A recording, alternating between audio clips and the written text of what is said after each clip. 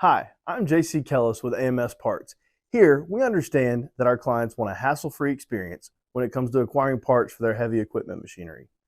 AMS Parts is transforming the landscape of heavy equipment, not only as a heavy equipment parts distributor, but as a cornerstone of reliability in heavy equipment industry.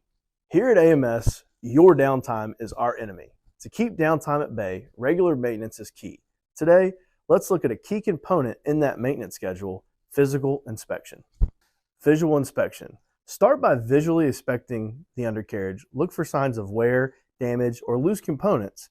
Pay attention to cracked or bent track shoes, missing bolts, or abnormal wear in patterns. Measure track tension. Proper track tension is essential.